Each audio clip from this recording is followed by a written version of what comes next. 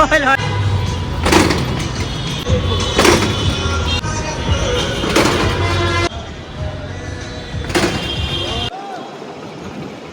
এখন আছি বুড়িগঙ্গা নদীতে। এইটাই হচ্ছে সেই ঢাকার ঐতিহ্যবাহী নদী। বুড়িগঙ্গা নদী বর্ষার সময় পানিটা ক্লিয়ার থাকে, আর বর্ষা যে সময় না থাকে ওই সময় পানি অপরিষ্কার থাকে। পুরাই ঢাকা শহরের যত বজ্র আছে, ময়লা যা আছে, এইগুলাই বুড়িগঙ্গা নদীতে কিন্তু এই নিষ্কাশনের ব্যবস্থা করে দিয়েছে বুড়িগঙ্গা নদীর সাথে। আর এই নদীটারে বাঁচানোর জন্য অনেকগুলি পদক্ষেপ কিন্তু অনেক সরকাররাই নিয়েছে। আর আমাদের দেশের জনগণ কিন্তু অন্যরকম। তো এই বুড়িগঙ্গা নদী বাঁচাইতে হইলে সবারই এগিয়ে আসতে হবে। এই নদী যদি না থাকে, বুড়িগঙ্গা নদী, আমার মনে হয় যে ঢাকা শহরের প্রায় মানুষের এই জীবনযাত্রা একদম অচল অবস্থা হয়ে যাবে। এই নদীটাতে কি একটা গুরুত্বপূর্ণ জিনিস, এটা একমাত্র ঢাকাবাসী বোঝে। আর এই নদী ব্যবস্থাপনার সাথে যারা কাজ করে তারাই একমাত্র বোঝে যে এই বুড়িগঙ্গা নদী কতটা গুরুত্বপূর্ণ।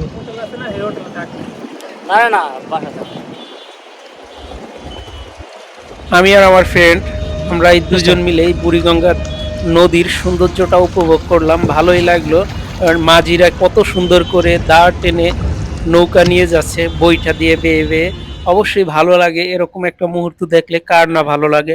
আর ঢাকা শহরের এই কোলাহল যুক্ত পরিবেশের ভিতরেই এরকম একটা মনোমুগ্ধকর পরিবেশ। ঢাকা শহরের বুড়িগঙ্গা নদীর ভিতরে নৌকা দিয়ে ভ্রমণ অবশ্যই আমার কাছে অনেকটা ভালো লাগে। আমার ভালো লাগে দেশ বিদেশ ঘুরতে, আমার ভালো লাগে সারা বাংলাদেশ ঘুরতে। যদি অর্থ থাকতো, সময় থাকতো, তাহলে আমি এই সারা বাংলাদেশে আমি ভ্রমণ করতাম। ইনশাল্লাহ আমার ইচ্ছা আছে একদিন আমি সারা বাংলাদেশের 64 জেলার যতটা উপজেলা আছে সব জায়গায় কিন্তু আমি ঘুরবো। একদিন আমার স্বপ্ন পূরণ হবে। কথা বলতে বলতেই কিন্তু আমরা বুড়িগঙ্গা নদী পার হয়ে নদীর পাড়ে চলে আসলাম। গাড়ি ঘুরে এখন আছি নাজিরা বাজার, পুরান ঢাকায়। আমি আর আমার ফ্রেন্ড পুরান ঢাকা। পুরান ঢাকা সেই ঐতিহ্যবাহী লাচ্ছি যদি আপনি এই গরমে একবার ট্রাই করতে পারেন, দেখবেন আপনার ভিতরে কতটা স্বস্তি নাইমা আসে। অনেক ভালো লাগবে আপনি যখন এই গরমের ভিতরে, প্রচণ্ড গরমের ভিতরে ঘাইমে একদম হাঁসফাঁস হয়ে যখন আপনি লাচ্ছিটা খাইবেন, ঠান্ডা ঠান্ডা বরফ কুল কুল লাগবে, আপনার কাছে অনেক ভালো লাগবে। তো আপনারা যারা বর্তমান সময়ে এই গরমের ভিতরে ঢাকা শহরে আছেন, সবাইকে বলবো এই পুরান ঢাকার ঐতিহ্যবাহী এই লাচ্ছিটা একবার ট্রাই করেন। এই লাচ্ছিটা খাইলে দেখবেন অন্যরকম একটা অনুভূতি হবে। আমি কিন্তু এই লাচ্ছিটা ট্রাই করছি, আপনারাও আসতে পারেন, আইসা এই লাচ্ছিটা একবার ট্রাই করতে পারেন। দেখেন কত সুন্দর কইরা লাচ্ছি যারা বানায় তারা বানাইতেছে। আমরা এখন যাইতেছি ফালুদা খাওয়ার জন্য ভিতরে। লাচ্ছিটা মজাই হয় এই গরমের ভিতরে। ফালুদাও একবার ট্রাই করে দেখলাম যে কীরকম লাগতেছে। আমি কখনো ফালুদা ট্রাই করি নাই, এটাই হচ্ছে আমার ফার্স্ট টাইম।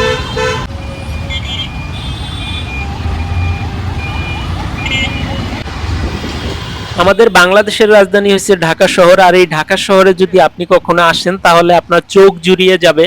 আপনি পূর্ব, পশ্চিম, উত্তর, দক্ষিণ যেদিকে তাকাবেন সেই দিকে দেখবেন সুউচ্চ ভবন, বিলাসিতার ছোঁয়ার অভাব নেই এই ঢাকা শহরে। আপনি যদি কখনো ঢাকা শহরে আসেন, আপনার জন্য অনেক সুযোগ সুবিধা আছে। আপনি যখন ঢাকা শহরে আসবেন, ঘুরবেন, থাকবেন, খাবেন, সব ব্যবস্থা আছে।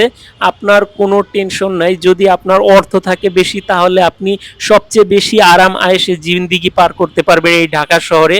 যারা বিদেশে বসে এই ভিডিওটা দেখছেন, বিশেষ করে সৌদি, দুবাই, মালয়েশিয়া, কাতার, ফ্রান্স, ইতালি, তারপরে বাহরাইন, কুয়েত সহ পৃথিবীর বিভিন্ন দেশ থেকে যারা এই ভিডিওটা দেখেন, আপনাদের সকলকে আমন্ত্রণ জানানো হলো আমাদের বাংলাদেশে ঘুরতে আসার জন্য। আমাদের বাংলাদেশটা অনেক সুন্দর। যেরকম সুন্দর ঢাকা শহর, ঠিক তেরকম সুন্দর আমাদের দেশের গ্রাম অঞ্চলগুলো। গ্রাম অঞ্চলের সহজ সরল জীবনযাপন, গ্রাম অঞ্চলের খেতে ভরা ফসল, মাঠের পরে মাঠ, এইগুলো দেখলে আপনার চোখ জুড়িয়ে যাবে। আপনাকে অবশ্যই এই গ্রামে থেকে যাইতে মন চাইবে। কিন্তু আপনি যদি না আসেন তাহলেই কিন্তু আপনি মিস করবেন এই বাংলাদেশের অপার সৌন্দর্য, বাংলাদেশের যেই সম্ভাবনাময়ের যেই গল্প, এটা কিন্তু আপনি শুনতে পারবেন না। বাংলাদেশের যেই সবুজ শ্যামল প্রকৃতির যেই ছোঁয়া, এই ছোঁয়াটা কিন্তু আপনি নিতে পারবেন না। আপনি এই সৌন্দর্য দেখার থেকে বঞ্চিত থাকবেন। তাই কাজেই আপনার যখন সুযোগ হবে নির্দ্বিধায় আপনি আমাদের বাংলাদেশ ভ্রমণ করতে পারবেন। এখানে কোনো ঝামেলা সৃষ্টি হবে না। আমাদের বাংলাদেশের আইন প্রশাসন যথেষ্ট পরিমাণ আপনাকে রেসপেক্ট করবে, পাশাপাশি নিরাপত্তার ব্যবস্থা প্রদান করবে। আপনি পৃথিবীর যে কোনো দেশ থেকেই আমাদের বাংলাদেশে ঘুরতে আসতে পারেন।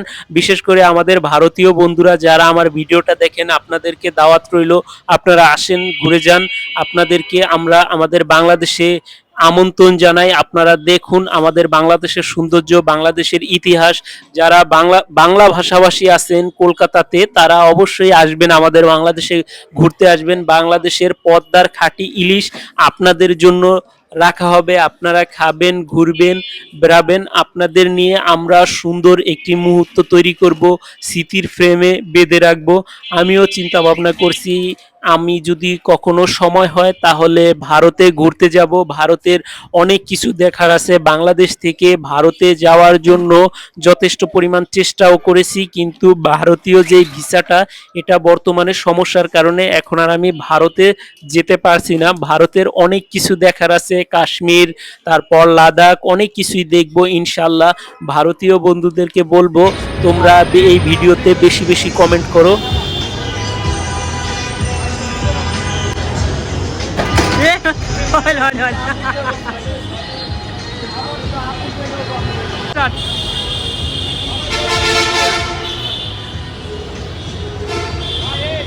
সামনে যাও, সামনে যাও।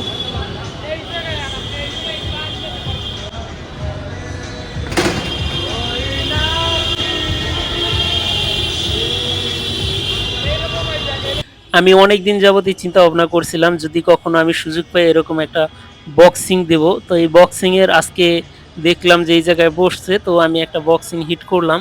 তো ওরকম ভাবে আমি পয়েন্ট তুলতে পারছিলাম না। দেখেন এই যে আমার ফ্রেন্ড, সেও কিন্তু হিট করতেছে। সবাই আমরা ট্রাই করতেছি, দেখি যে কত দূর পর্যন্ত পয়েন্ট নেওয়া যায়, পয়েন্ট তোলা যায়। অবশ্যই 3000 পর্যন্ত যদি পয়েন্ট তোলা যায় তাহলে অবশ্যই এটা ফ্রি করা, তাহলে ওই পাঞ্চে আর কোনো টাকা দেওয়া লাগবে না। কিন্তু দুর্ভাগ্যবশত আমরা 3জন কিন্তু চেষ্টা করেছিলাম, কিন্তু পারিনি। আজকের মতো ভিডিওটা এখানেই শেষ হয়ে যাচ্ছে। দেখা হবে পরবর্তী ভিডিওতে। আমার পরবর্তী ভিডিও পেতে তুমি অবশ্যই চ্যানেলটাকে সাবস্ক্রাইব করে বেল আইকনটি অন করে দাও, যাতে পরবর্তীতে ভিডিও আপলোড দেওয়া মাত্রই তোমার কাছে সর্বপ্রথমই আমার ভিডিওটা পৌঁছে যায়।